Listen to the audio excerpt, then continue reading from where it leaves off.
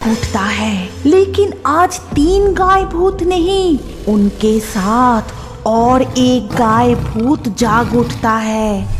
आज काफी रात हो गई। राजगढ़ की जंगल इतना घना है कि चांद की रोशनी भी ठीक से जमीन तक नहीं पहुंच पाते, और आज तो मेरा लंटेन की रोशनी भी धीमी पड़ रही है। लगता है माँ शाम को इसमें तेल डालना ही भूल गई। मुझे थोड़ा जल्दी जाना होगा। ये लंटेन बुझने से पहले मुझे ये जंगल पार करना ही पड़ेगा। राजगढ़ के जंगल फिर एक विशाल घना बांस झरिया पार करके था खुले मैदान, और मैदान को पार करके था दामोदर नदी, जहां गोपाल कभी कभी मछली पकड़ने के लिए जाता था।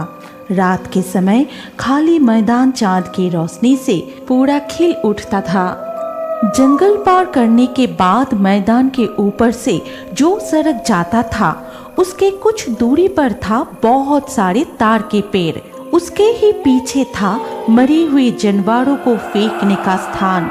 ये स्थान सड़क से दूर होते हुए भी वहां से सड़े हुए जीव की दुर्गंध आते ही लोगों को पता चल जाता था कि वहां फिर से कोई मरा हुआ गाय को फेंका गया है। ये गहरी जंगल पार करने के बाद भी चैन नहीं मिलेगा। अब तो यहाँ मरे हुए जानवरों की सड़ी गली बदबू। मन ही मन ये कहते हुए गोपाल चल रहा था। गोपाल बहुत बहादुर लड़का था। वो अक्सर उस जंगल से गुजरते वक्त देखता था कि चुड़ैल डायन पेड़ों की टहनी पर अपने लंबे पैर लटकाए बैठे हुए हैं। वो सारे कभी जोर जोर से हंसते हैं तो कभी रोते हैं। इन्हें देखते हुए गोपाल का आदत सा बन गया था, और वो भूत चुड़ैल गोपाल को कभी नुकसान नहीं पहुंचा सके। लेकिन आज मरे हुए जानवर फेंकने का स्थान पर ऐसा दृश्य देख उसका खून पानी की तरह ठंड पड़ गया। मैं ये क्या देख रहा हूँ? क्या ऐसा भी होता है? दादाजी के पास इसके बहुत किस्से सुने थे, लेकिन आज मैं खुद ऐसा चीज देखूंगा कभी सोचा भी नहीं था। अभी और कदम बढ़ाना बिल्कुल ठीक नहीं होगा। यहाँ इस पेड़ के पीछे छुप जाता हूँ।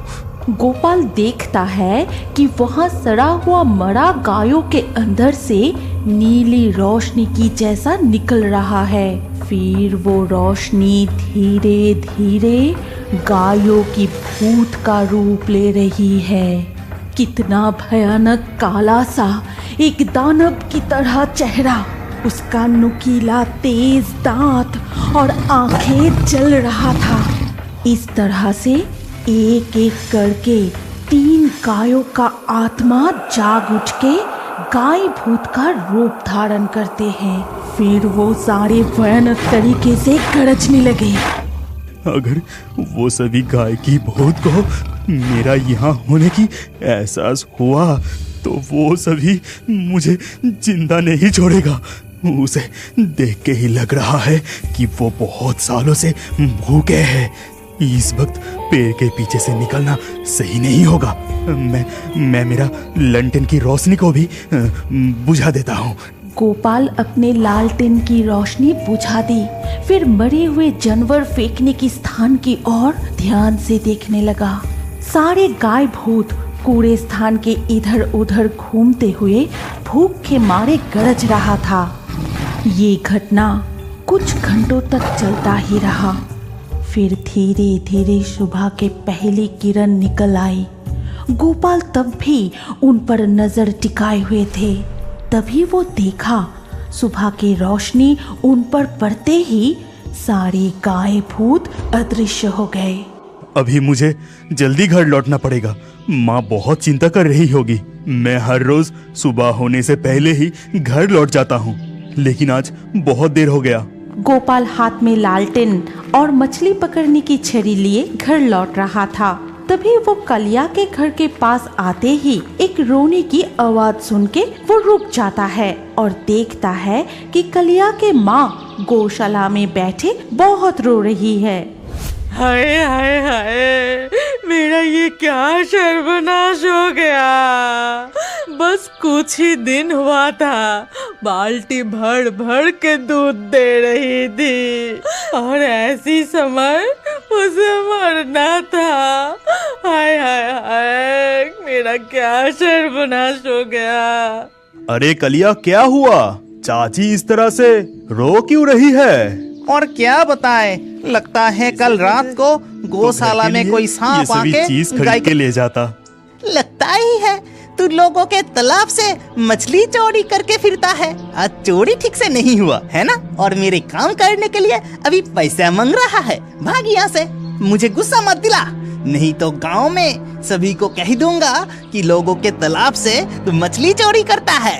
नहीं कलिया, मैं किसी की तालाब से मछली चोरी नहीं करता। रात को राजगढ़ की जंगल पार करके नदी से मछली पकड़ने जाता हूँ। डर के मारे कोई उस राजगढ़ की जंगल के आसपास भी नहीं जाता, और तू कह रहा है कि रात को राजगढ़ की जंगल पार करके तू मछली पकड़ने जाता है। बहुत झूठ सीखा है। अगर तुझे विश्वास नहीं हो रहा है तो आज रात को मेरे साथ चल। रात की वो डरावनी राजगढ़ की जंगल तो क्या, वहाँ रहने वाला भूतों से भी मैं नहीं डरता, और मैं नदी से कैसे मछली पकड़ता हूँ वो भी दिखाऊंगा।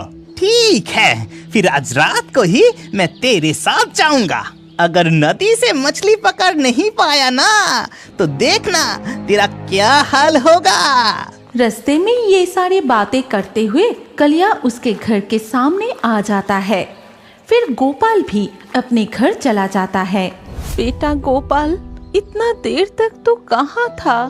सुबह होने से पहले ही तो आ जाता है, और आज दोपहर हो गया, इसीलिए मुझे तेरे लिए बहुत चिंता हो रही थी, लेकिन तू था कहाँ? कल नदी से कोई मछली नहीं मिली, इसीलिए सुबह होने तक बैठा ही रहा। फिर भी कोई मछली नहीं मिली। माँ, तुम मुझे कुछ खाने के लिए दो, बहुत भूख लगा है।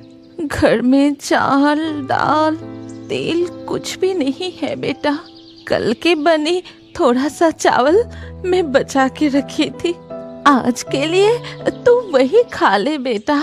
गोपाल पेट भर के खाना खाने के बाद दोपहर को सो जाता है। हमें मछली पकड़ के लौटना भी है। अरे खुले मैदान, कहीं कोई नजर नहीं आ रहा है, जरा सा थूका तो क्या हो गया। वो दोनों चलते हुए आखिरकार नदी के किनारे आ पहुँचे। फिर गोपाल अपनी लालटेन घाट पर रख देता है और मछली पकड़ने के लिए नदी किनारे बैठ गया।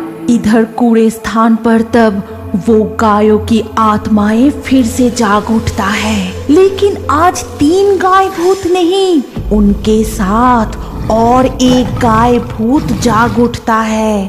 फिर वो सारे गाय भूत मिलकर गरजने लगे। आज सुबह एक इंसान हमारे डेरे पर थूक के गया है। यहाँ उसे हमारे गंध से तकलीफ हो रहा था।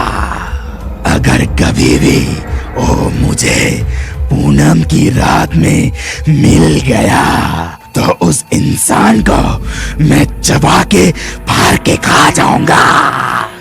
ये कहकर एक गाय की भूत मिट्टी से कुछ गंध सूंघने लगा, और वो गंध सूंघते हुए कूड़े स्थान से निकल के रास्ते तक चला आता है। ये गंध ताजा है।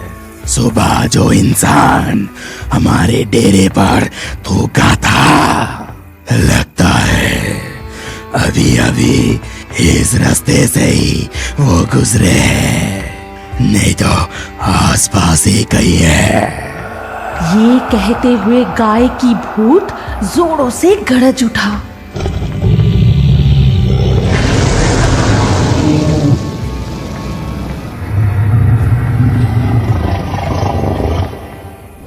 गोपाल, ये किसकी गरजने की आवाज है?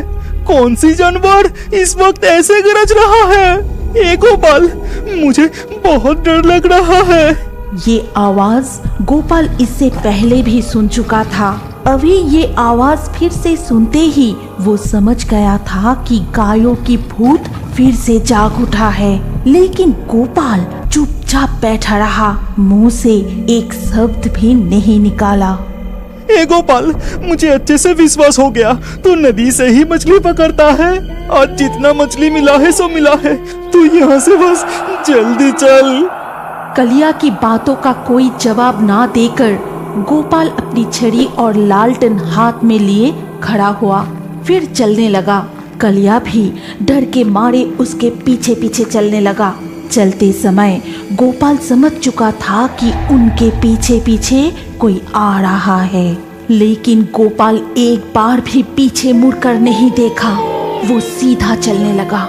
जब वो दोनों मैदान पार करके जंगल में प्रवेश करने वाले थे, ठीक उसी वक्त गोपाल पत्थर की तरह चुपचाप वही खड़ा रहा। वो समझ नहीं पा रहा है कि दोस्त कलिया को बचाने जाए या खुद की जान बचाने के लिए गांव की तरफ भागे।